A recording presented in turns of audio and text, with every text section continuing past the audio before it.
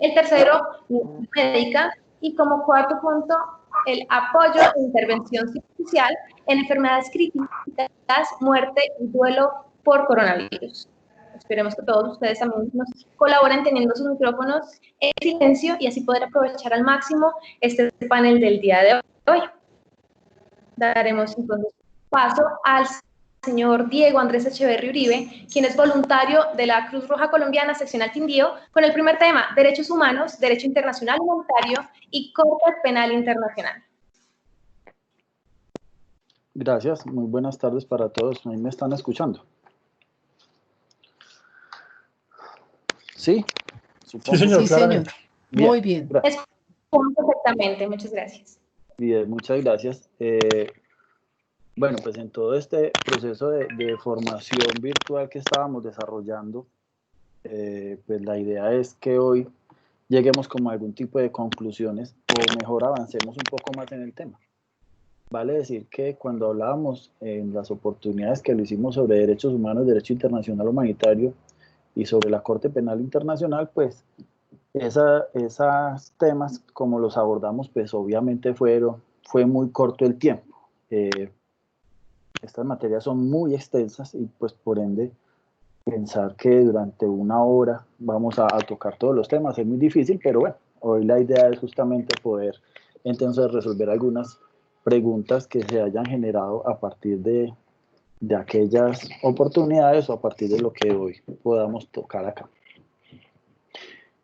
Para retomar un poco, entonces, vamos a entrar un poco a definir qué es derechos humanos, qué es derecho internacional humanitario y qué es el derecho penal internacional, que lo podemos asociar con la Corte Penal Internacional. En principio, podemos decir que el derecho internacional de los derechos humanos, que es un sistema muy amplio, lo que pretende es proteger a todas las personas en cualquier circunstancia y lugar.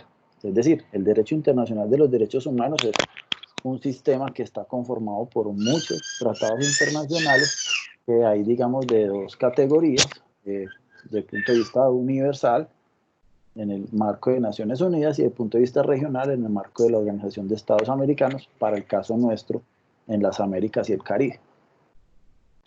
El derecho internacional de los derechos humanos, entonces, pretende proteger a todas las personas en cualquier circunstancia.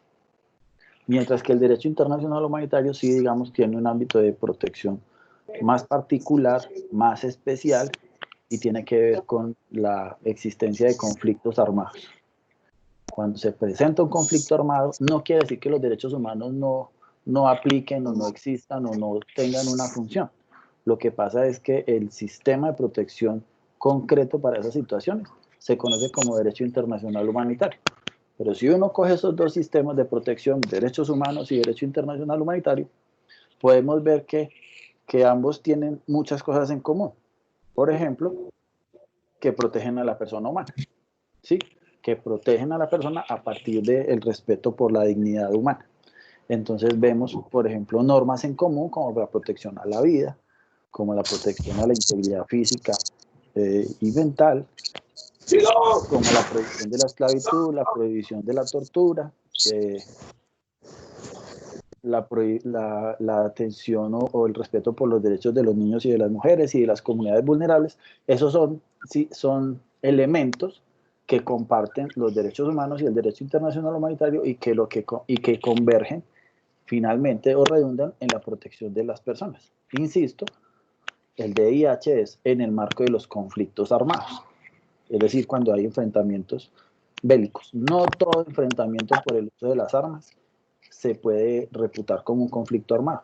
Se requiere que hayan unos requisitos, que esos grupos que están enfrentados por la vía armada reúnan unos requisitos para poder decir que hay un conflicto armado.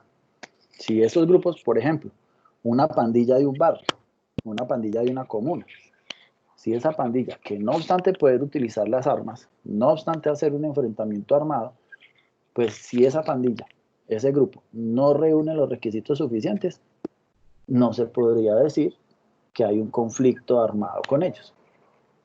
Por ende, no aplicaría las normas del derecho internacional humanitario, aplicaría las normas del derecho internacional de los derechos humanos. Entonces, no siempre que haya uso de armas, ello quiere decir que se aplica el derecho internacional humanitario. ¿Que hay un conflicto armado? No. Hay unas situaciones muy concretas. Lo que sí podemos decir es que siempre aplican los derechos humanos. Eso sí lo podemos decir, porque finalmente el sistema de protección de los derechos humanos lo que pretende es, pues eso, proteger los derechos que todos nosotros tenemos en diferentes situaciones, en diferentes contextos, en diferentes espacios, en diferentes momentos, sin ningún tipo de condición, que a eso es a lo que se refiere la característica de la universalidad en los derechos humanos. O sea, nos protegen a todos por igual, no hay ningún tipo de distinción. Entonces, digamos que de hecho un poco ese paralelo, pues podríamos decir también que los derechos humanos, al igual que el derecho internacional humanitario, cuando se cometen violaciones o infracciones a los mismos, pues entonces la Corte Penal Internacional podría investigar y sancionar a las personas naturales, a las personas de carne y hueso, que pueden cometer una infracción o una violación. Es decir, si bien es cierto, y en principio, la obligación de los estados es proteger los derechos humanos, es decir, la protección de los derechos humanos está en cabeza de los estados, por eso existen las constituciones políticas, por eso los estados se han hecho parte de los tratados internacionales, porque ellos han asumido esa responsabilidad de protegernos a nosotros. Si bien eso es cierto, cuando se presentan conflictos armados, en los conflictos armados la obligación es de las partes enfrentadas. Ya no es de los estados, de las partes enfrentadas. Pero es que una de las partes enfrentadas podría ser las Fuerzas Armadas del Estado. Sí, es cierto. Pero la responsabilidad ante la Corte Penal Internacional es de índole individual o personal. No es el Estado el que va ante la Corte Penal Internacional. No es al Estado a que la Corte Penal investigue y sanciona. Investigue y sanciona a las personas de carne y hueso, o sea, a las personas naturales. Pero adicional a ello, no solamente a los perpetradores, sino que, y eso es un tema bien importante que pues valdría la pena estudiar con mayor detenimiento, que desafortunadamente no tenemos tiempo, existe digamos que un amplificador en esa responsabilidad que se llama la responsabilidad en el mando. Es decir, si bien yo pude haber cometido la infracción, haber cometido el crimen de guerra, uno de los 4 crímenes de competencia de la Corte, también es posible que yo sea investigado por la Corte, porque yo, siendo el comandante, debiendo o estando en la obligación de controlar a mis tropas o a mi grupo armado, no lo hice. Independiente de que yo no hubiera participado, digamos, en la masacre, por dar un ejemplo. De yo no haber participado en ese acto bélico, yo estaba en la obligación de controlar a esas personas. Y si no lo hago, y ellos cometen un exceso, si cometen una infracción, cometen un crimen de guerra, por ejemplo, un crimen de lesa humanidad, la responsabilidad se me puede trasladar a mí. Entonces vemos cómo la Corte Penal Internacional, creada en el Estatuto de Roma en el año 2008, pues investiga y sanciona a las personas que son directamente responsables, pero también a los comandantes militares. Bueno, o a los comandantes de los grupos armados. No tendrían que ser solamente de las Fuerzas Armadas, sino que es a los comandantes de los grupos armados. Entonces, eso es muy interesante, pues porque digamos que amplifica o amplía ese abanico de protección por las personas. En conclusión, cuando uno habla del sistema internacional de protección de los derechos humanos, estamos hablando de los derechos humanos. Cuando hablamos del sistema del derecho internacional humanitario y hablamos de la Corte Penal Internacional, estamos hablando de un grupo de normas internacionales de las cuales los estados, muchos, no todos los estados, muchos estados, por ejemplo Colombia, se ha hecho parte en ellos y se ha obligado a proteger a las personas. Finalmente, esos 3 grupos normativos, o esos 3 grupos de normas, derechos humanos, derecho internacional humanitario y el derecho penal internacional, pues que terminan la Corte Penal Internacional, todo lo que pretenden o todo lo que buscan es proteger a la persona humana, a partir del respeto de su dignidad, de su condición de ser humano. Ellos buscan eso. Los estados por eso crearon esos sistemas de protección Por eso los estados, por eso la obligación, no solamente de difundir, sino de crear canales o sistemas concretos de protección de los derechos de todas las personas. Entonces ahí ya uno podría decir, y con esto termino, que en el marco de un conflicto armado hay normas especiales, y cuando no hay un conflicto armado, pues también hay unas normas que nos protegen. No estamos desprotegidos, sino que los estados, nosotros las personas, creamos un sistema de normas para protegernos en diferentes contextos. Y ahí se me fueron mis 10 minutos. Muchas gracias.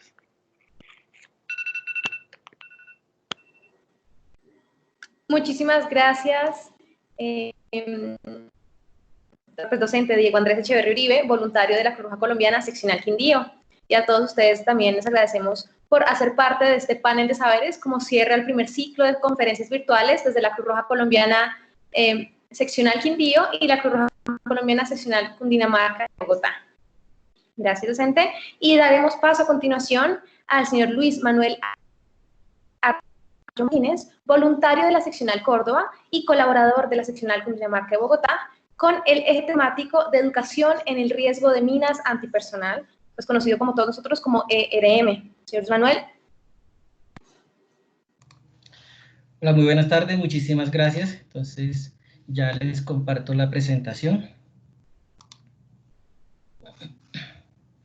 Bueno, como decía Natalie, yo soy voluntario juvenil de la seccional Córdoba y también en estos momentos por razones laborales con otra organización apoyo también a la seccional Cundinamarca y Bogotá en temas relacionados con la educación en el riesgo por minas antipersonal. Entonces, en las charlas anteriores nosotros abordamos el tema de la educación en el riesgo por minas antipersonal desde el enfoque del estándar nacional de educación en el riesgo y las recomendaciones que nos da la autoridad nacional, en este caso Descontamina Colombia. Bajo ese marco, bajo ese enfoque, desarrollamos las charlas que en las sesiones anteriores pudimos abordar. En ese sentido, nosotros pudimos identificar cuáles son esas características que se dan en el marco de la educación en el riesgo por minas antipersonal. Si bien en Colombia hay mucha experiencia en el tema y sobre todo la experiencia de la Cruz Roja Colombiana en este campo es muy amplio y ha permitido fortalecer y nutrir todos estos procesos, es importante entonces en ese sentido que retomemos algunos aspectos como refrescamiento de este proceso. Entonces allí vemos por ejemplo que es un conjunto de procesos y ese conjunto de procesos quiere decir que no son separados uno del otro, quiere decir que van en línea con relación a generar en las comunidades unos cambios y esos cambios están dados con relación a los comportamientos seguros. Eso, en otras palabras, ¿cómo lo vamos a ver?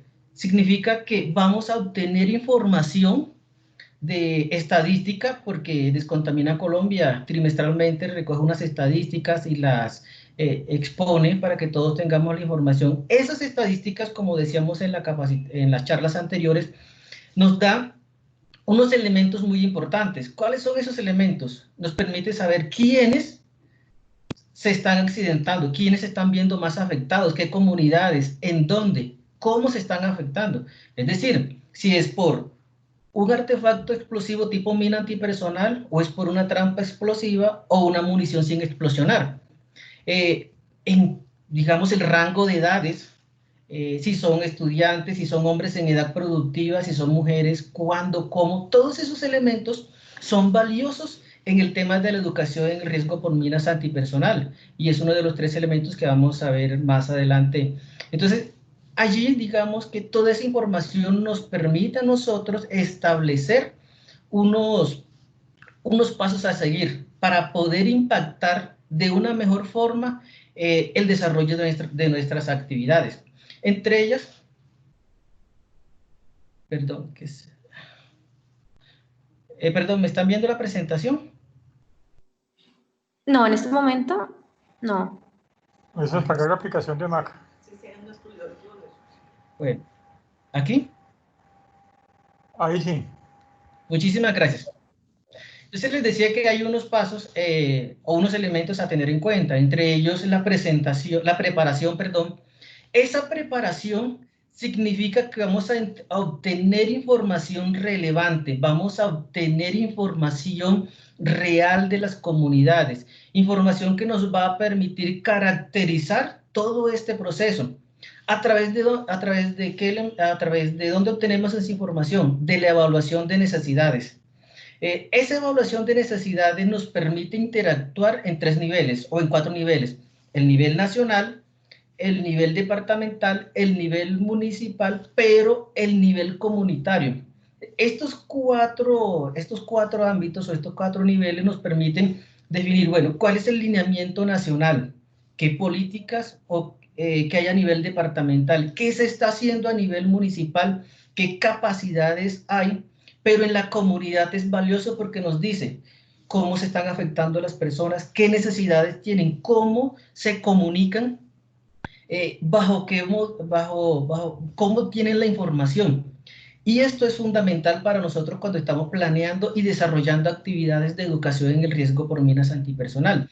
No es solo ir y planeamos la actividad y listo, vamos a la comunidad y desarrollamos la actividad. No, hay muchos elementos que hay que tener en cuenta. ¿Para qué? Para no generar una acción con daño, para tener en cuenta unos principios humanitarios mínimos que son los que tenemos en cuenta acá. Por ejemplo, el principio de humanidad, el principio de la imparcialidad, en fin, todos ellos que nos van a permitir lograr un mayor impacto en la comunidad. La planeación, entonces, ¿qué voy a hacer en el antes? ¿Qué voy a hacer en el durante? ¿Qué voy a hacer en el después? Si tenemos un proyecto, no es solamente ir y desarrollar las actividades, tenemos que planear y definir una estrategia de salida.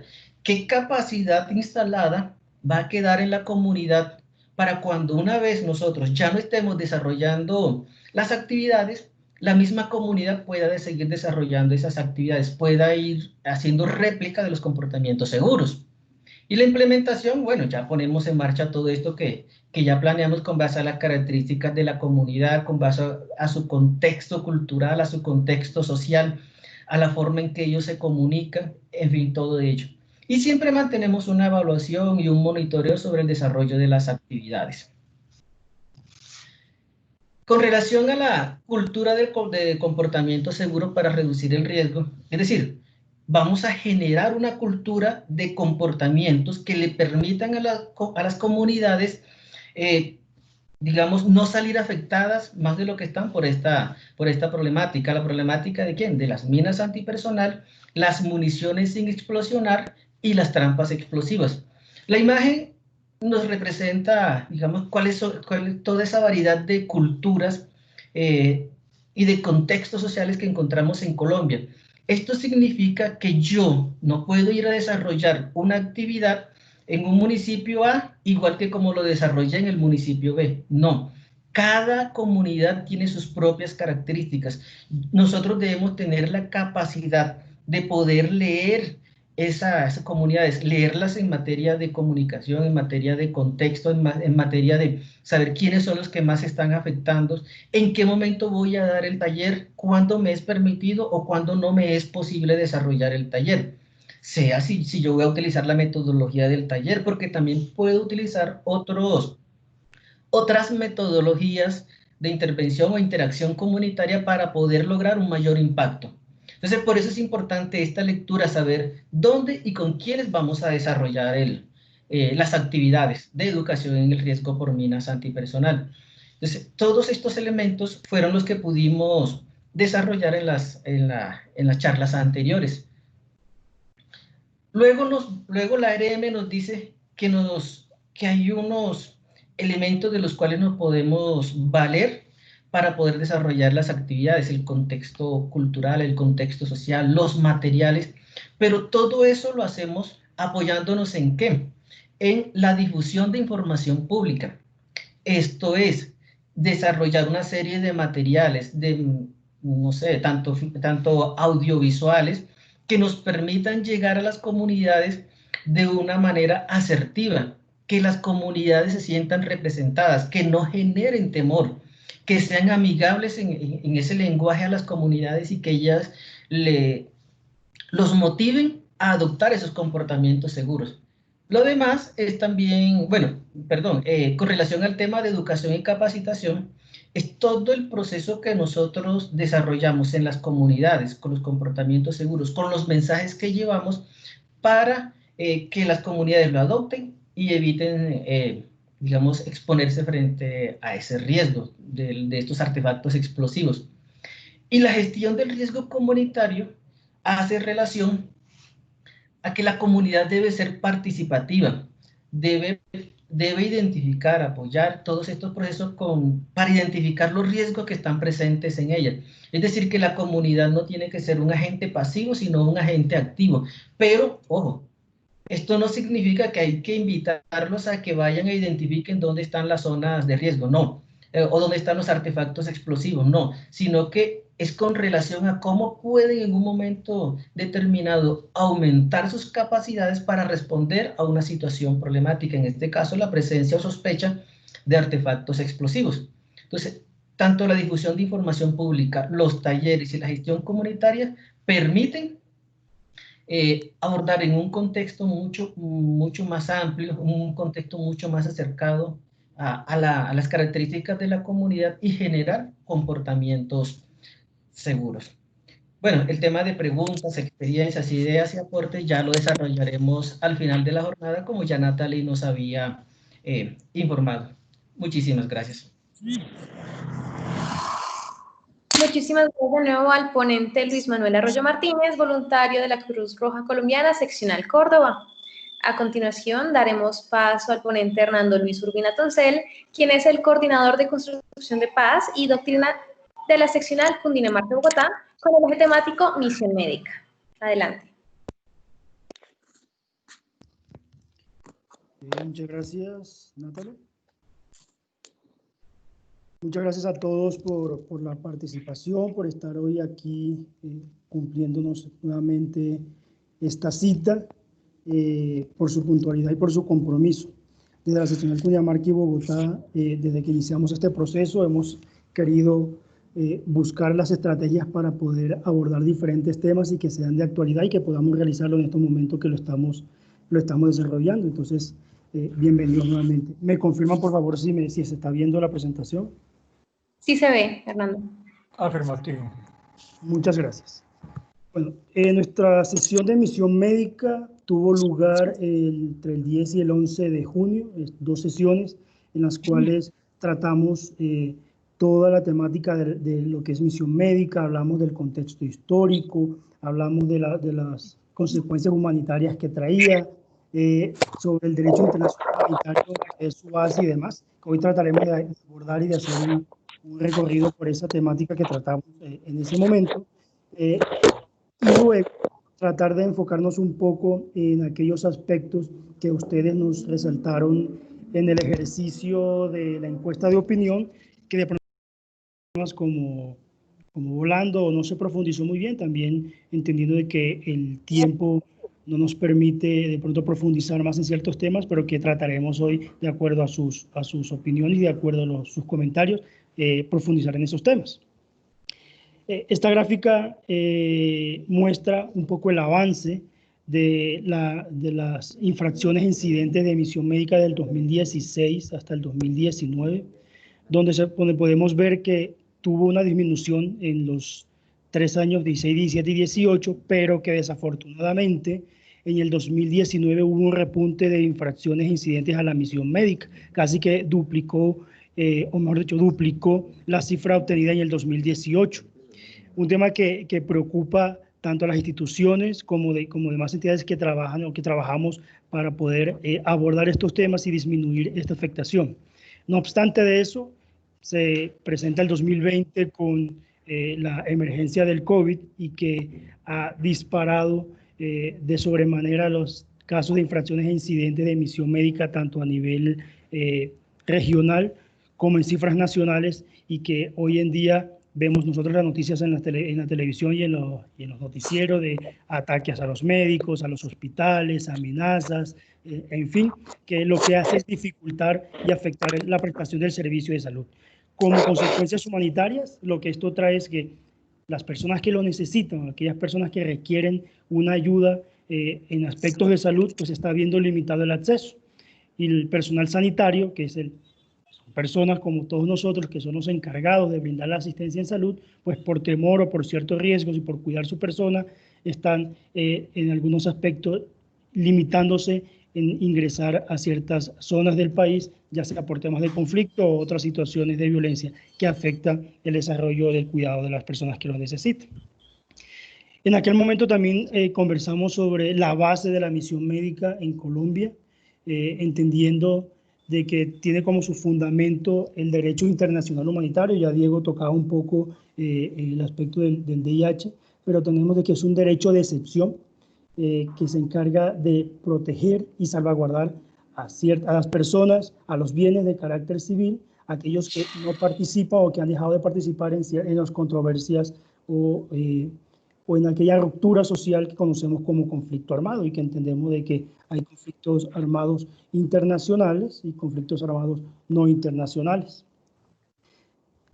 Como fundamentos jurídicos para la misión médica en Colombia, entonces tenemos la Constitución Política de Colombia, tenemos el Código Penal colombiano, el de procedimiento penal, y una gama de normas y reglamentaciones que regulan o que soportan el ejercicio de esta actividad o de protección del personal sanitario en Colombia, que está regulado hoy en día por la Resolución 4481 del 2012, que es el manual, lo conocemos como el manual de la misión médica, y que adopta todas las reglas o líneas que buscan garantizar la protección del personal sanitario.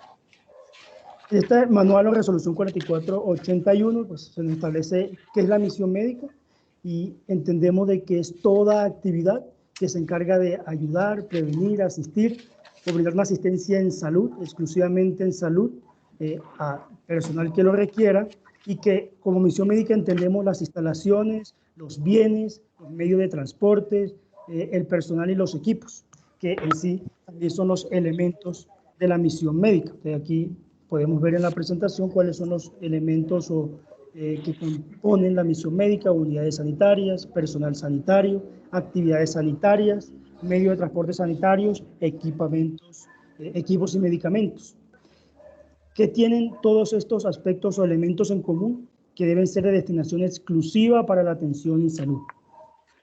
Deben ser elementos que se destinan exclusivamente para la asistencia en salud y que tienen una protección ante cualquier riesgo o cualquier ataque que se le pueda presentar. Entonces, tenemos que las unidades sanitarias son los sitios o instalaciones donde se brinda asistencia, por ejemplo, los hospitales. El personal sanitario, toda aquella persona que tiene una destinación exclusiva a prestación de servicios de salud, entendiendo por personal sanitario no solamente a los médicos, enfermeros y profesionales del área de la salud, sino todos aquellos que, de acuerdo a sus funciones, ayudan a desarrollar actividades en pro del cumplimiento de estas funciones. Las actividades sanitarias, trátese de atención, asistencia, recuperación, medio de transportes, todo aquello destinado para transportar o movilizar a personas que requieren la asistencia en salud y los equipos de misión médica, así como los equipos y medicamentos para este mismo ejercicio. Hablamos en su momento de lo que son las infracciones o los incidentes para la misión médica, y que se consideran como infracciones a la misión médica, y tenemos que para la resolución 4481 se entiende que tenemos infracciones contra la vida y la integridad, contra la infraestructura, contra las actividades sanitarias, tenemos actos de perfidia y violación del secreto profesional.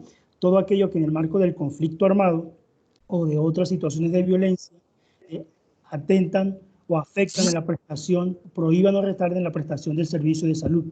Entonces, están enmarcadas en estos 5 aspectos de infracciones para la misión médica. Y tuvimos también la referencia que hicimos sobre el emblema, y resaltamos entonces cómo era el emblema de la misión médica, cuál era la finalidad de del emblema de la misión médica, que tenemos que es un emblema protector, que lo que nos indica es, además de que indica y identifica a un grupo de personas, el personal sanitario, los medios de transporte sanitarios y las unidades sanitarias, el emblema de la misión médica se encarga de brindar esa protección, es el símbolo que protege a este personal sanitario, que tiene una composición gráfica, y es que es un rectángulo rojo, que tiene un círculo azul y que tiene una cruz blanca en el centro, y que tiene una leyenda que es la leyenda de misión médica en letra Arial en mayúscula. ¿Quiénes lo aportan? Pues lo puede aportar el personal de salud y otras disciplinas que ejercen funciones sanitarias. Como dijimos, lo encontramos en los medios de transporte sanitarios, las instalaciones de asistencia, las instalaciones sanitarias, aquellas destinadas a la prestación de servicio de salud, están identificados y protegidos por este emblema de misión médica y que debe ser autorizado. Entonces entendemos de que el emblema de misión médica no es de libre disposición o de uso de cualquier persona, necesita una autorización. ¿Y quién da esta autorización? Pues, ¿o cómo es el procedimiento para la autorización del emblema de misión médica?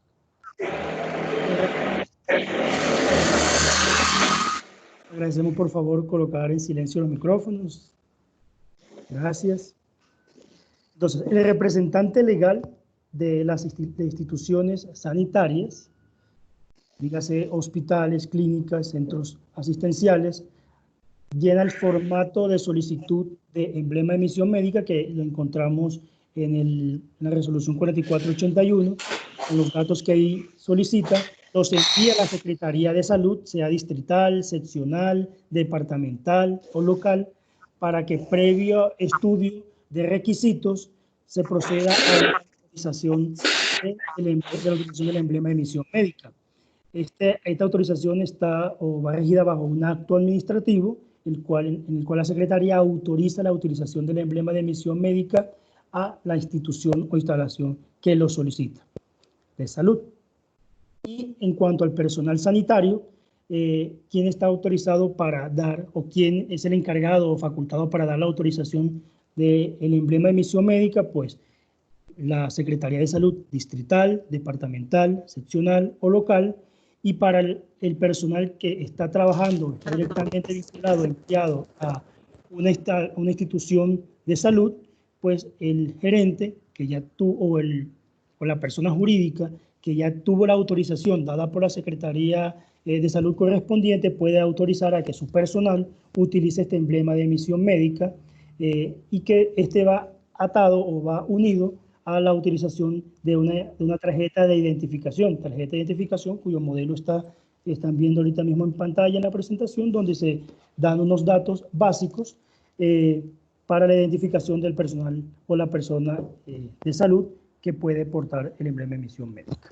Digamos que con esto finalizo la intervención, haciendo un recorrido por aquella temática tratada de la misión médica.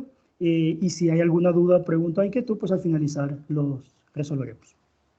Muchas gracias. Muchas gracias al señor Hernando Luis Urbina, coordinador de Construcción de Paz y Doctrina de la Seccional Cundinamarca de Bogotá. Les reiteramos a todos que al final de la sesión realizaremos un espacio para sus preguntas e inquietudes. Continuaremos con el doctor Ronald Prado de la Guardia, quien es director ejecutivo de la Cruz Roja Colombiana Seccional Cundinamarca de Bogotá, con el tema Apoyo e Intervención Psicosocial en Enfermedades Críticas, Muerte y Duelo por Coronavirus. Doctor Ronald, bienvenido.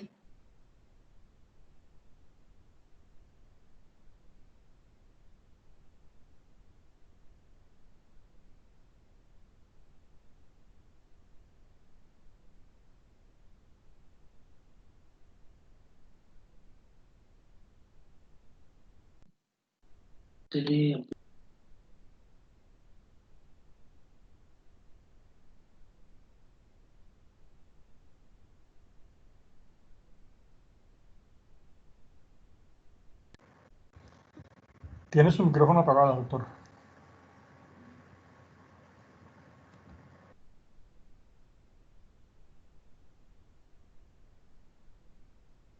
Sí. Ahí amplió.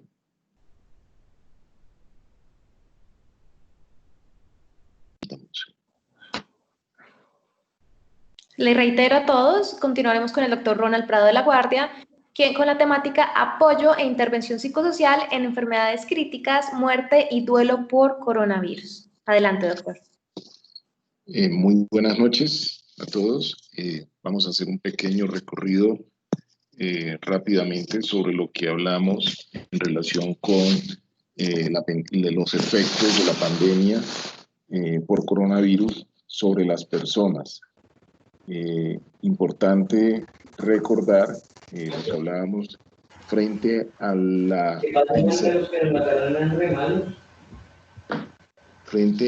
incertidumbre que genera el comportamiento de una enfermedad,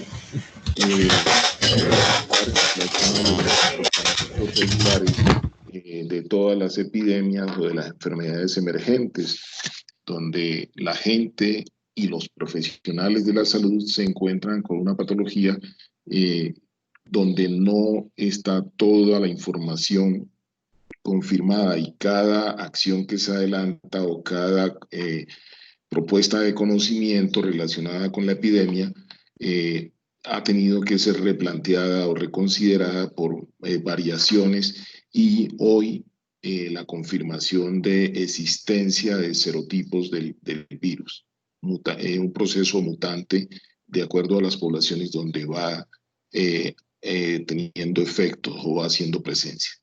Hay que también hablar de que las medidas para enfrentar la pandemia contribuyen a incrementar los niveles de estrés en la población, el miedo o el pánico, como se ha querido hacer referencia a las situaciones generadas por estas noticias. Y en la medida que las medidas se van tomando, se generan otras circunstancias que contribuyen a la afectación emocional y psicológica de las personas que directa o indirectamente están siendo afectadas por la epidemia. Y eso hace que la gente genere procesos adaptativos que pueden resultar favorables o desfavorables, y exponer o podrían también exponer a las personas a mayores riesgos que el mismo riesgo de la epidemia, de la infección por el virus. Hay que considerar además que los pacientes son, en la medida que las personas son positivas o tienen síntomas, a partir de esos miedos generados por la sobreinformación que hay en medios de comunicación y el voz a voz que se transmite de persona en persona, las personas pueden tener reacciones no apropiadas frente a la circunstancia del contacto con el virus. Pero además pueden generarse miedos que interfieren en el desempeño de las personas, aun cuando tengan todas las medidas de protección, las medidas de prevención, y no hayan tenido contacto con el virus.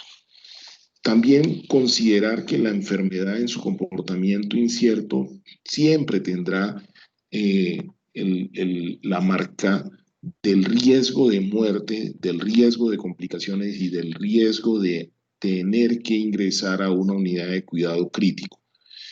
Todas estas circunstancias van a generar algún grado de afectación psicológica. Igualmente, las mismas medidas tomadas para el manejo y para prevenir el contagio y prevenir la interferencia en el trabajo que se debe realizar con los pacientes hace que llegar a un hospital genere miedo por el riesgo de infectarse con otras personas que estén presentes, genere mucha ansiedad y mucho miedo por el riesgo, no por el riesgo, sino por la medida de distanciamiento y de separación de sus grupos de allegados, y a la vez también genere miedo porque entrar a una unidad de cuidado intermedio genera la alta probabilidad de terminar en una unidad de cuidado crítico, y el llegar a una unidad de cuidado crítico siempre se asocia con la sensación de riesgo de muerte. Esto genera también la necesidad de trabajar en el marco de mantenimiento de contacto con los familiares de aquellas personas que en un momento dado quedan hospitalizadas, sea para manejo por enfermedad, con algunos síntomas moderados, por la enfermedad que tiene una expresión que requiere cuidado intermedio, o por la enfermedad que requiere un manejo en cuidado crítico, en cuidado intensivo. También considerar que esta enfermedad conlleva a que si alguien fallece por efectos de la enfermedad, tendrá un proceso diferente a las costumbres regulares de su territorio. donde no habrá la posibilidad de contar con el acompañamiento de sus familiares. Y esto genera gran estrés a los familiares, a los allegados de las personas que eventualmente resultan infectados y deben ingresar a un hospital para manejo por su condición crítica. Y además va a tener una repercusión esta circunstancia de no despedida, esta circunstancia de no poder adelantar los rituales fúnebres que acostumbran en cada una de las comunidades, a interferencia en la elaboración del duelo.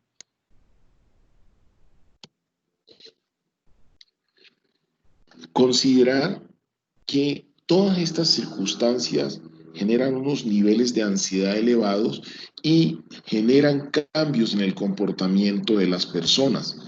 Igual, las personas tienen dificultades todavía para aceptar que las medidas que se imponen, que muchas veces para muchas personas parecieran ser exageradas, sobredimensionadas, esas medidas son necesarias para lograr o mantener algún grado de contención de la expansión de la epidemia. Y que hay unas medidas que en razón a mantener el funcionamiento de un territorio, de una nación, se toman y llevan a cambios en las dinámicas familiares que finalmente van a generar mayores niveles de estrés y conllevan a la aparición de otros fenómenos, como son los fenómenos de conflictos intrafamiliares, de violencia intrafamiliar, de violencia de género y sobre todo relacionados mucho con la pérdida de la capacidad de tolerancia. Llevamos que en muchos territorios hay réplica de modelos de abordaje de la situación, pero esos modelos que son copiados de otros territorios donde pudieron tener éxito no van acordes con las dinámicas culturales de muchos territorios. Pensar que el estrés del trabajo en casa es totalmente diferente al trabajo desarrollado en el espacio de trabajo. Cuando yo trabajo en casa, cuando una ama de casa trabaja en casa, tiene que aceptar y tiene que sobrellevar la reacción de los hijos al tenerla siempre, en la cual ya no son autónomos, no son capaces de resolver sus conflictos y buscan siempre a mamá o a papá para que les ayude. Empieza a mostrarse una mayor dependencia. Lo mismo el estrés del hogar en el trabajo. Yo estoy desarrollando el trabajo, pero a la vez tengo que atender. Entonces eso lleva a reacciones que pueden contribuir a la aparición de fenómenos de agresiones entre miembros de la familia. Igual, el tener limitaciones hoy para desarrollar las actividades cotidianas limita los procesos de relajación que acostumbran las personas en las jornadas de trabajo. Pero a la vez hay que trabajar también el estrés que se genera por la mayor carga laboral en los centros hospitalarios con el personal de salud. Allí es necesario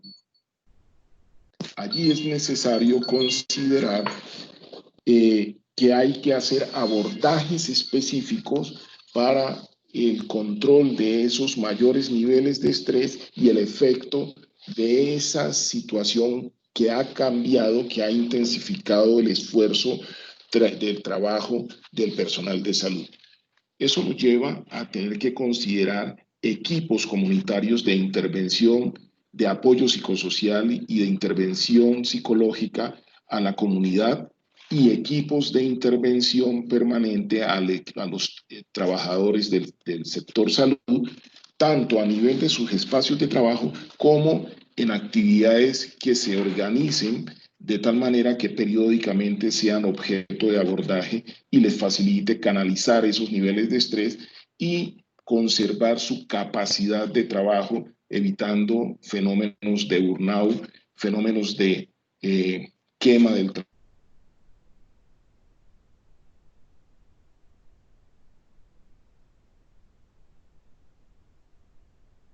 alguna manera la aparición de alteraciones o de enfermedad mental tanto en comunidad como en los trabajadores de la salud. Yo creo que esto sería, como en resumen, lo que podríamos hoy hablar de todo lo que hemos abordado para generar los espacios de inquietudes a quienes hayan participado y poder abordar las preguntas que tengan frente. Discusión sobre la comunidad, sobre las familias, sobre los trabajadores de la salud y lo que implica el fenómeno de no participación en los rituales de despedida cuando hay pérdidas de personas por enfermedad por COVID. Creo que dejaría allí y daríamos paso a todo el panel de inquietudes de los participantes. Muchas gracias, doctor Romuald. Bueno, agradecemos a los 4 panelistas por este primer ciclo de conferencias virtuales de la Cruz Roja Colombiana Seccional Quindío y la Cruz Roja Colombiana Seccional Cundinamarca y Bogotá. A continuación, daremos paso al espacio de las preguntas generales o específicas a cualquiera de estos ejes temáticos.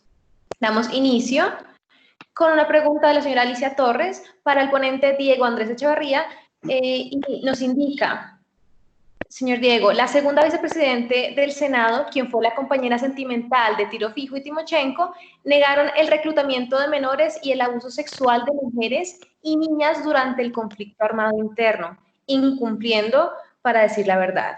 La pregunta es, ¿qué sanción pueden aplicarle o si la Corte Penal Internacional puede intervenir por incumplir lo acordado en los acuerdos de paz? La pregunta. Gracias. ¿Por dónde empezar? A ver, lo primero que hay que mencionar es que en virtud del acuerdo de paz entre la extinta guerrilla de las FARC-EP y el gobierno del momento, parte de las obligaciones, o mejor, una de las obligaciones más amplias era decir la verdad. En caso en que se les comprobara que no estaban diciendo la verdad, que están faltando a ellas, que lo están diciendo parcialmente, etcétera, o que no reparan a las víctimas, entre otras razones, pueden ser expulsados de la jurisdicción especial. Al ser expulsados de la jurisdicción especial, pues no van a recibir los beneficios jurídicos que se tienen por estar investigados y por obtener una sanción por la jurisdicción. Es decir, la Jurisdicción Especial para la Paz establece sanciones de pérdida de la libertad hasta de 5 años en centros especiales, siempre y cuando digan la verdad, haya reparación a las víctimas, garantía de no repetición. Si se comprueba que cualquier persona de las que está dentro del acuerdo de paz no falta la verdad, puede ser expulsada de la jurisdicción. Al ser expulsada de la jurisdicción especial, se va a la jurisdicción ordinaria, es decir, los jueces ordinarios, digámoslo así, o sea, la jurisdicción ordinaria, los jueces penales, y en este caso serían jueces penales del circuito especializado, quienes las podrían sancionar. Ahora, si el Estado colombiano no lo hiciera por cualquier razón, o porque digamos que el acuerdo de paz, o mejor los actos legislativos que fueron creados en el marco del acuerdo de paz para darle nacimiento a la Jurisdicción Especial para la Paz, o la justicia ordinaria no pudieran o no lograran llevar a estas personas a juicio, la Corte Penal Internacional podría adquirir competencia e investigar y sancionar. ¿Por qué la Corte Penal lo podría hacer? Básicamente, pues porque así está establecido en el Estatuto de Roma, que la Corte tiene una competencia complementaria a las jurisdicciones internas, es decir, primero habrá que agotar lo interno y complementariamente podrá hacerlo internacional, de manera internacional ya la Corte Penal Internacional, y la sanción podría ser hasta 30 años de prisión o incluso cadena perpetua. En conclusión, si no se hace en Colombia, sea por la jurisdicción especial o sea por la jurisdicción ordinaria, complementariamente lo podría hacer la Corte Penal Internacional e imponer sanciones de pena de prisión hasta de 30 años o de cadena perpetua. Gracias. Señor, tema nos indica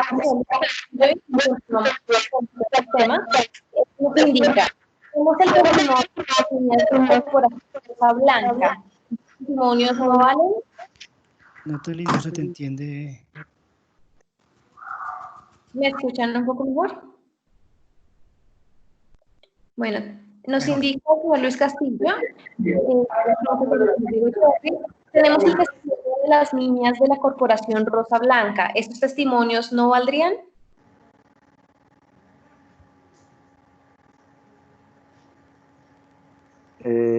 Sí, claro, o sea, la Jurisdicción Especial para la Paz, la JEP, pues dentro de su proceso de investigación ellos tienen actualmente 7 macrocasos, entre esos está el de reclutamiento infantil o de menores.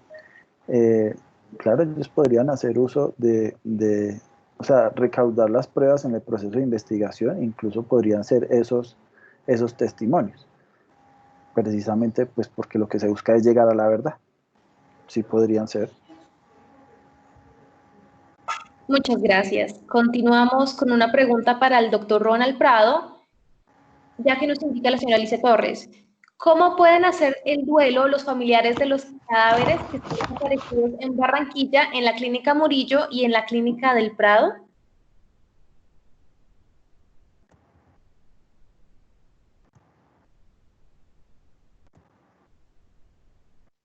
Natalie, ¿me repites la pregunta, por favor? Que se te fue el... Claro que sí, doctor Ronald. La pregunta es, ¿cómo pueden hacer el duelo los familiares de los cadáveres que están desaparecidos en Barranquilla, en la Clínica Murillo y en la Clínica del Prado?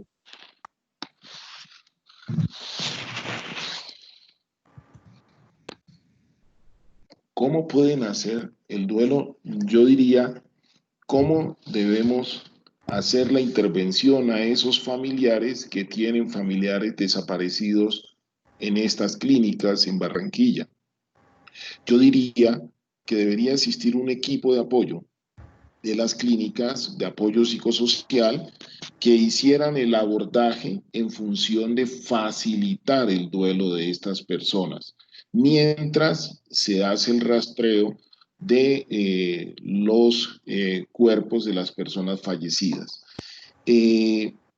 Pero igual, desde los organismos que trabajamos el tema de apoyo psicosocial, podríamos hacer un abordaje con un esquema de apoyo psicosocial que ya variaría de acuerdo al nivel de afectación que se encuentre cuando se haga el primer acercamiento. Ese abordaje va desde los primeros auxilios psicológicos hasta los procesos de intervención en crisis si existe alguna condición de alguno de estos familiares. Pero lo ideal, como yo lo decía en las conferencias, es que las instituciones de salud que manejan algún nivel de complejidad, inclusive hoy lo planteaba para las instituciones de baja complejidad, de primero y segundo nivel de atención o de complejidad, que debería considerarse presencia de equipos de intervención psicosocial, es decir, por lo mínimo que deberían contar es con psicología y con trabajo social, que reciban algún entrenamiento en estas técnicas y en estos modelos de abordaje que hemos desarrollado en algunos organismos humanitarios y en algunas instituciones de salud. Muchísimas gracias, doctor. Continuamos con una pregunta para el ponente Diego Echeverry. Nos indica la señora Consuelo Bueno. ¿Los gobiernos nacionales tienen que declarar que hay un conflicto armado en su país para establecerlo? Consuelo, a ver, hay que identificar o hay que tener claro que hay 2 tipos de conflictos. Conflictos armados internacionales, es decir, cuando se enfrentan Estado A y Estado B, y conflictos armados no internacionales, es decir, cuando en el territorio de un Estado, por ejemplo, Colombia, se enfrentan las Fuerzas Armadas contra, por ejemplo, un grupo armado organizado o entre grupos armados organizados. Entonces hay 2 clases de conflictos armados, internacionales e internos. En los conflictos armados internacionales se requiere que haya una declaración de guerra, ahí sí se habla de una guerra, se requeriría que haya una declaración de guerra a efectos de que dentro del derecho internacional, no el derecho internacional humanitario, sino el derecho público internacional, se pueda entender que hay un conflicto armado y digamos que la Organización de Naciones Unidas pueda adquirir un papel en esto, en el conflicto, debido a que en la Carta de Naciones Unidas, o sea, en los estatutos de la organización, por ahí en el capítulo 7 se habla de la regulación del uso de la fuerza. Dicho de una manera más sencilla, sí se requiere internacional, cuando hay un conflicto armado internacional, que haya una declaración de guerra. Ahora, para el plano de un conflicto armado no internacional, no se requiere que haya una declaratoria de conflicto armado, que el gobierno salga y diga aquí hay un conflicto armado. El caso es el siguiente, tal vez recordaremos las noticias en la época en que Álvaro Uribe era el presidente. Él dijo, en Colombia no hay un conflicto armado, en Colombia hay un narcoterrorismo, hay narcoguerrilla, hay unos bandidos, y en fin, utilizó una cantidad de términos diferentes a reconocer que había un conflicto armado entre el Estado, las Fuerzas Armadas del Estado colombiano, contra unos grupos armados al interior del Estado colombiano. Pero eso no quería decir que no estuvieran obligadas las partes enfrentadas a hacer uso y a respetar las normas del derecho internacional humanitario. Haya o no haya en un conflicto armado no internacional ese tipo de reconocimiento de conflicto armado, no quiere decir que no se aplique el derecho internacional humanitario. No es una condición, se tiene que aplicar las normas del derecho internacional humanitario para proteger a las víctimas de los conflictos. Y quiero encimar lo siguiente, y eso no quiere decir, si se dijera que hay un conflicto armado y que se reconociera que hay un conflicto armado, eso no quiere decir que al grupo armado organizado se le está reconociendo algún tipo de estatuto especial, como es el conocido estatuto de beligerancia, que eso es otro concepto muy distinto, ¿no? Hay un conflicto armado entre las Fuerzas Armadas colombianas y un grupo armado organizado, pero por reconocer que hay un conflicto armado no se le reconoce ningún estatuto a ese grupo armado. Esa sería la respuesta. Muchísimas gracias. Además, señor Diego Echeverry, nos indica el señor Luis Castillo cuál sería el tiempo para que la Corte Penal Internacional actuase por omisión de justicia en Colombia. Muy buena pregunta. Resulta que los crímenes de competencia de la Corte Penal Internacional no prescriben. Es decir, en cualquier momento la Corte podría asumir el conocimiento, que sí pasa en Colombia. En Colombia los crímenes sí prescriben, pero ante la Corte Penal Internacional no. Entonces eso podría ser en 2 años, en 10 años, en 20, en 30, en 50 años. Eso podría ser en cualquier momento, porque los crímenes ante la Corte no prescriben. Eso es uno de los logros importantes de la jurisdicción penal internacional, la imprescriptibilidad de los crímenes. Pero doctor, permíteme un segundito, complemento la pregunta. Usted habla ¿Sí? de que no prescriben, pero también habló antes de que para poder entrar a la Corte Penal Internacional se necesitaba que la justicia local hiciera su trabajo. ¿Qué tiempo tiene la justicia para hacer el trabajo para que entre la justicia internacional? Ok, 50 años, 10 años, 100 años. No, eso ya es un complemento a la pregunta y está muy bien. Es muy interesante el asunto, porque digamos que si la justicia, llamémoslo la justicia doméstica, la justicia en Colombia, empezar a pasar el tiempo, no está establecido, pero empezar a pasar el tiempo y la jurisdicción internacional, es decir, la Corte Penal Internacional advierte que hay una dilación en la investigación, que a lo mejor se engavetó el proceso, como se dice vulgarmente, que no hay intención, no obstante existir todo un sistema jurídico interno para investigar y sancionar los crímenes o los delitos por infracciones al DIH y otros contra otra clase de delitos, como el genocidio, por ejemplo.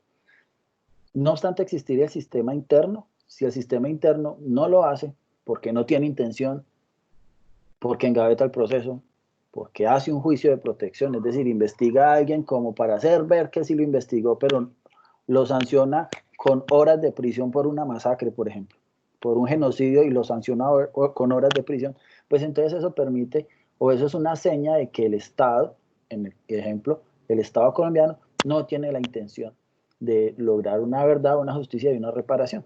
Y en ese caso sí, complementariamente, la Corte Penal Internacional podría adquirir competencia. Pero no está determinado 1 año, 2 años, 3 años, 5 años.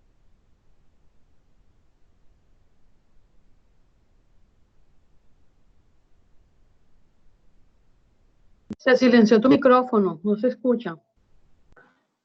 Gracias. En el acuerdo, ¿hasta dónde me escucharon?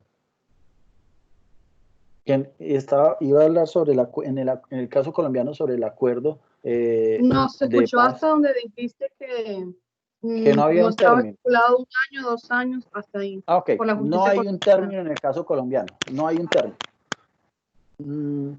Podría ser en 5 años, en 10 años, en 20 años.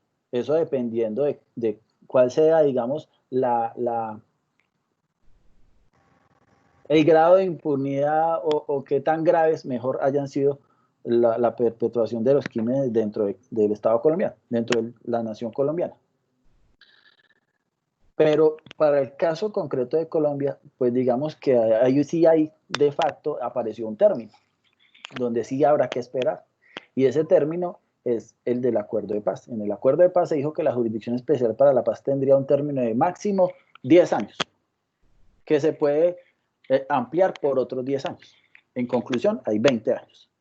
20 años. Entonces, pasados esos 20 años, si hubieran cosas que no se investigaron, que hay cosas, ya le voy a dar un ejemplo, que no se investigaron, pues complementariamente la Corte Penal Internacional podría adquirir competencia. Recordarán ustedes, y eso aparece por ahí en una entrevista que le hizo la revista Semana a la fiscal de la Corte Penal Internacional cuando vino a visitar a Colombia después del acuerdo.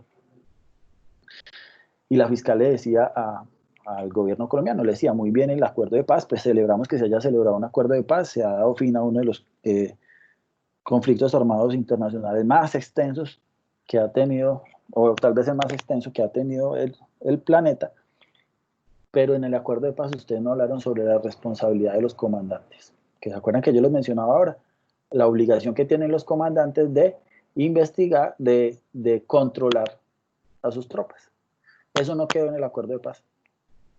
Entonces es un punto que no se va a investigar. Y ahí le da el paso, dentro de 20 años que acabe la JEP, le dará paso a la Corte Penal Internacional para que venga e investigue, porque como no prescriben los crímenes, venga e investigue la responsabilidad en el mando. Muchísimas gracias. Continuamos con otras preguntas bastante interesantes de las diferentes temáticas. En este caso es una para la temática de misión médica, donde nos indica un comentario que dice, pese a las normas para su regulación y para su uso, la misión médica presenta algunos inconvenientes en la frontera y en grupos armados porque en ocasiones las mismas instituciones no hacen buen uso de este emblema.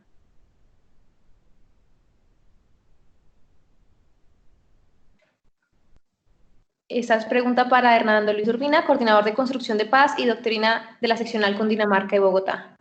¿Me repite la pregunta, por favor?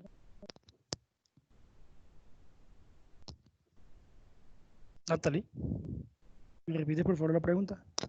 Sí, es un comentario que nos indican que pese a las normas para la regulación y para su uso de la misión médica, presenta algunos inconvenientes en la frontera y en grupos armados, porque en ocasiones las mismas instituciones no hacen buen uso de este emblema. Sí, desafortunadamente, a pesar de la difusión que se ha hecho por parte del Ministerio de Salud y Protección, el trabajo que ha hecho Cruz Roja, el trabajo que hacen las secretarías de instituciones de salud, a veces el porte indebido del emblema de misión médica o el uso indebido de este emblema que están autorizados y que no están autorizados puede que afecten la percepción o la credibilidad en la utilización. Pero por eso que hay que fortalecer en este ejercicio de difusión y de todas las campañas pertinentes al respeto de la misión médica. Muchas gracias. Ahora damos paso también a una pregunta para el doctor Ronald sobre la salud mental en la pandemia. Nos indica Javier Layón, ¿hay equipos de apoyo psicosocial en los hospitales? Nos pregunta. Y también nos pregunta, ¿serían los únicos lugares en donde se necesiten equipos psicosociales? ¿O en qué otros escenarios? ¿Y cómo gestionar la creación de estos equipos, doctor Ronald? Buena pregunta de Javier. En las instituciones de salud es potestativo de las administraciones establecer esos equipos. Nosotros podemos plantear que es una necesidad de acuerdo a la evolución de la epidemia, de acuerdo a las circunstancias que viven los pacientes. Con suficiente soporte podemos afirmar que de acuerdo al estrés, a los niveles de estrés que están viviendo los trabajadores de la salud, hay toda clase de circunstancias asociadas a esta situación actual de la epidemia.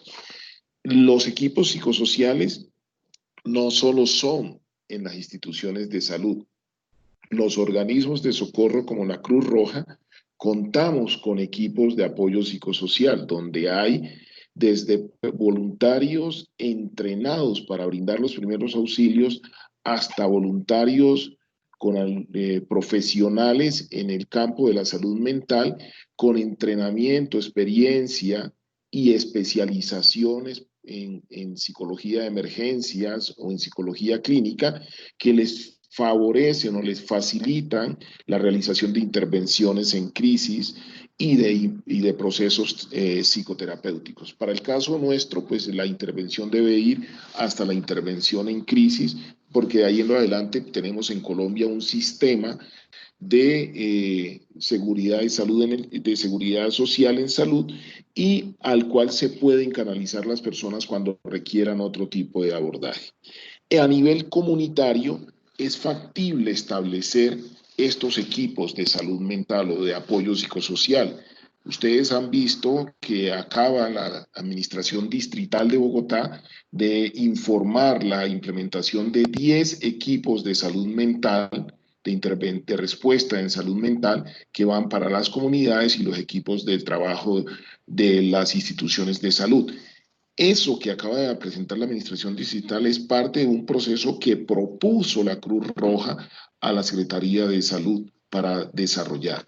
Y la desarrollan con equipos profesionales de otras instituciones que pudieron implementarles el servicio. Pero parte de esa experiencia que ha establecido la Cruz Roja basado en atención prehospitalaria y el modelo de apoyo psicosocial que desarrolla la Cruz Roja durante más de 18 años con sus equipos de voluntarios y profesionales vinculados a la institución. Doctor, también nos preguntan que cómo se puede manejar a los familiares que no quieren aceptar estos protocolos que usted indica por muerte por COVID. Bueno, nosotros podemos plantear abordaje en el contexto de apoyo psicosocial, de persuasión, de estrategias de intervención para bajar los niveles de ansiedad, para bajar las reacciones inadecuadas o inapropiadas frente a las circunstancias, pero más allá, frente a las normas, simplemente las autoridades tendrán que hacer cumplir las normas. Se establecieron unos protocolos para garantizar la seguridad en la comunidad, para reducir la transmisión del virus entre miembros de la comunidad. Si las personas no lo aceptan a pesar del proceso y están infringiendo las normas, ya entran las autoridades a hacer cumplir las normas con las instancias que son competentes para ello. Nosotros, los profesionales de salud mental, los equipos de apoyo psicosocial de las instituciones que brindamos ese servicio, lo que podemos hacer es hacer la intervención de acuerdo a nuestros modelos y técnicas de intervención, pero eso no garantiza que tengamos éxito siempre con las personas que abordamos. Muchas gracias, doctor Ronald. Esta siguiente pregunta es para el ponente Luis Manuel Arroyo. Nos indican, señor Luis Manuel, ¿cómo serían los protocolos para el caso de encontrar un campo minado cerca de un asentamiento rural? Gracias, Natalie. Bueno, es una pregunta muy interesante porque la problemática de las minas antipersonal y, bueno, y todos los artefactos explosivos que tal vez pueden afectar a las comunidades los pone realmente en riesgo. Es un riesgo real y es un riesgo que no distingue entre población urbana y en ella si son niños, si son adultos, en fin. Esta pregunta pudiéramos abordarla de diferentes formas. Primero, recordemos que existe en la ruta pedagógica la lección número 7, ¿qué hacer si observa artefactos explosivos? Y allí hay una serie de recomendaciones que son muy valiosas a tener en cuenta en este primer momento. Entonces, estar pendiente a la presencia de estos artefactos, no moverlos, no tocarlos, no tirarles ningún elemento. Si va caminando, alto, deténgase. No tomarle fotografía, evitar tomarle fotografías, en fin, y si vemos un elemento, pues la recomendación general, si no lo botó, no lo recoja. Ahora identifiquemos en una zona, en ese asentamiento rural, si hay presencia o es una zona que ya ha sido, digamos, identificada y el gobierno nacional la ha clasificado para que pudiera ser abordada y desminada por una organización de desminado humanitario. En ese caso, si existe una organización de desminado humanitario en la zona, pues se le puede presentar la información al enlace comunitario, que es la persona que va a dar la información a la organización, y allí pues ya poder tomar la decisión, la organización, de actuar de manera inmediata porque hay un riesgo para la comunidad, ya según sus protocolos. En esos, digamos, ellos tienen en esos protocolos más generales, se les socializa, por ejemplo, a la comunidad lo que son los estudios no técnicos, que es una información general relevante que se toma sobre la sospecha de artefactos explosivos. Luego están los estudios técnicos, y en estos estudios técnicos se hace una investigación a profundidad con personal altamente entrenado para identificar el tipo de artefactos y si realmente están allí en esa zona. Luego ya viene la etapa de despeje o remoción, donde personal entrenado de la Organización de Desminado Humanitario pues hace el levantamiento de la información. Ese sería un primer ejemplo digamos, en un caso donde haya desminado humanitario, pero digamos que no hay en ese, como dice la persona, en ese asentamiento rural no hay una organización de desminado humanitario porque todavía, digamos que no ha sido priorizada la zona, no ha sido recibida, no hay las condiciones de seguridad para hacer ese desminado, en fin. Entonces allí, incluso las mismas lecciones nos dicen que hay que avisarle a una autoridad local. Cuando hablamos de autoridad local en ERM, no necesariamente tiene que ser la policía, la fuerza pública. Una autoridad local puede ser, por ejemplo, un líder comunitario, y ese líder comunitario puede transmitir la información. Entonces allí, por ejemplo, se le hace llegar esa información de ese campo o esa zona minada al comité local o al Comité Departamental de Acción Integral contra Minas, donde ya hay un grupo de organizaciones de diferentes áreas, especialidades, en fin, que pueden tomar decisiones para poder abordar esa problemática que se está presentando en ese asentamiento rural. Y digamos que allí se podría pensar en un desminado de emergencia por la situación que se está presentando, por la exposición al riesgo. Entonces, esto se ha presentado tal vez en algunos municipios y la misma comunidad ha puesto de manifiesto esta situación riesgosa por la presencia o sospecha de estos artefactos explosivos, porque tal vez pudieran estar muy cerca de la comunidad. Entonces, ese comité local toma las determinaciones, toma las decisiones para responder a esa situación. Y bueno, ahí hay otros protocolos y otras situaciones que se pudieran abordar, pero en estos dos, digamos, ámbitos pudiéramos responder esta pregunta. Muchísimas gracias. Ya estamos dando cierre a este tema de preguntas. Continuamos con la siguiente pregunta para el tema de misión médica, en la cual nos indica Ana Lorena. En la misión médica, cuando nos encontramos con un grupo armado, estamos obligados a darles algunos insumos cuando ellos lo solicitan. Pues, Lorena, digamos que no hay una obligación, no se está obligado a dar insumo a ningún grupo, sea armado o no armado, en ningún momento. Ellos deben respetar al personal sanitario, a las instalaciones sanitarias y los medios de transporte.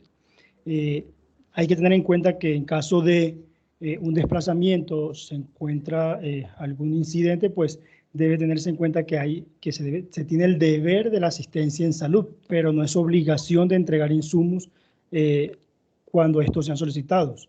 Y los grupos armados y demás personas deben entender que la sustracción forzosa de cualquier insumo, equipamiento o medicamentos del personal de salud es considerado como una infracción a la misión médica. Muchísimas gracias. Hay una pregunta bastante interesante dirigida hacia el doctor Ronald Prado de la Guardia, en la cual nos indican: ¿qué ha hecho la institución directamente para acompañar al voluntariado y personal administrativos o familiares en caso de tener un fallecido por COVID-19, doctor Ronald? Tenemos activos y dispuestos a nuestros equipos de apoyo psicosocial, tanto voluntarios como funcionarios.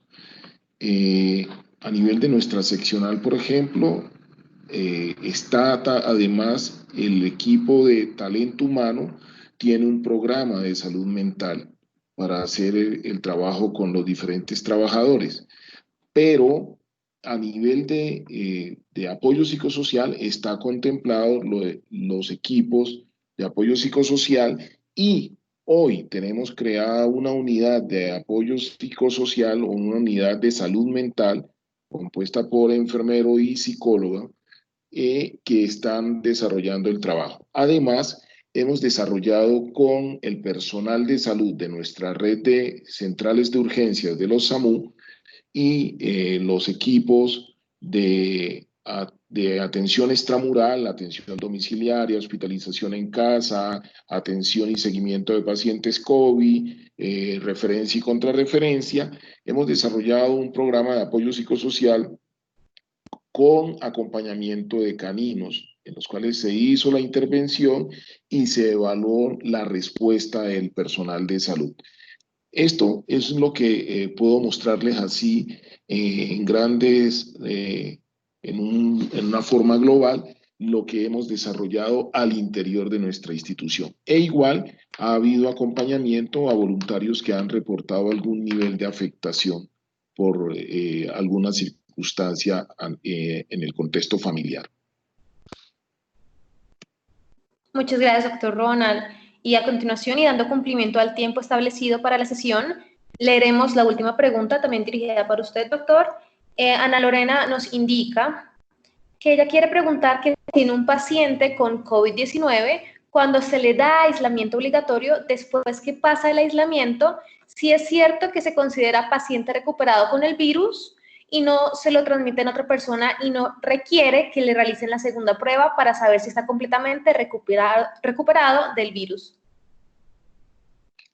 El aislamiento se está considerando a partir de la confirmación de positividad de 14 días, más o menos entre 14 y 21 días, los pacientes ya dejan de ser infectantes, independiente de que se identifique por alguna de sus secreciones positividad por partículas virales, pero lo que se considera y lo que se ha reportado en las investigaciones es que estas partículas virales que podrían aparecer son partículas virales que no se replican o no son infectantes. Ahora, hay que considerar que en ese tiempo ya dejaría de ser infectante la persona, por lo cual, terminado el periodo de cuarentena, ya no, hoy, con lo masivo que tenemos, el aumento de los casos, pues se hace imposible en contexto de salud pública tomar la segunda muestra. Se va restringiendo esta toma de la segunda muestra y se destina el recurso para identificar o confirmar los posibles casos, porque es más importante hacer este control, identificar el caso positivo enviarlo al aislamiento para evitar que continúe siendo un factor de infección y así se logra un control de la transmisión de la epidemia. Pero también hay que considerar que una persona que ya ha cumplido su periodo de cuarentena, al salir, si entra en contacto con otro infectado, eventualmente podría tener casos, podría tener evento de reinfección. Eso, dado que no todas las personas generan niveles de anticuerpos para contrarrestar una reinfección, para frenar una reinfección al contacto con otro paciente que esté infectado, que esté con virus activo. Muchísimas gracias, doctor Ronald. Estamos dando ya el cierre de esas preguntas. Antes, Natalia, ¿permites una pregunta? Disculpen, ¿me escuchan? Natalia, tengo una pregunta a colación con lo que habló el doctor Prado sobre los anticuerpos. ¿Puedo hacerla? Debe ser bastante corta, lastimosamente. Si desea, puede hacerla en el chat y con mucho gusto el doctor podrá responderla, ya que el tiempo es bastante corto. Muchísimas gracias igual por su participación. Si desea, por favor, hágala en los comentarios y así vamos a poder comunicarnos con usted. Les indicamos también que las charlas las podrán encontrar en el canal de YouTube de la Cruz Roja Colombiana Seccional Cundinamarca y Bogotá, por si desean también de nuevo escuchar la charla completamente. A continuación daremos paso a la doctora Sandra Moncada, quien es la directora de Construcción de Paz de la Cruz Roja Colombiana Seccional Quindío. Doctora Sandra, bienvenida y muchas gracias.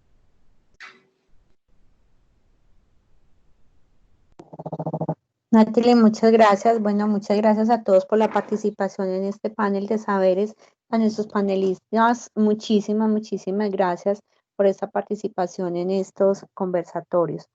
De Seccional Quindío, nuestra seccional Cundinamarca aliada, damos infinitas gracias por esta participación.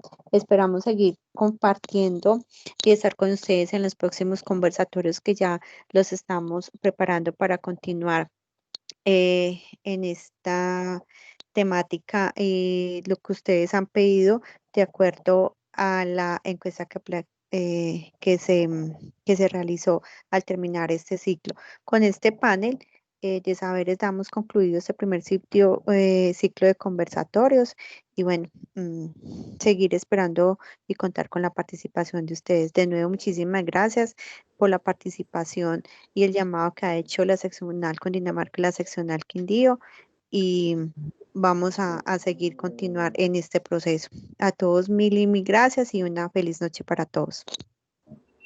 Gracias, doctora Doris, y agradecemos su atención y participación en el panel, doctora Sandra, disculpe, agradecemos su atención y participación en el panel de saberes como cierre del primer ciclo de conferencias virtuales de la Cruz Roja Colombiana Seccional Quindío y la Cruz Roja Colombiana Seccional Cundinamarca Bogotá.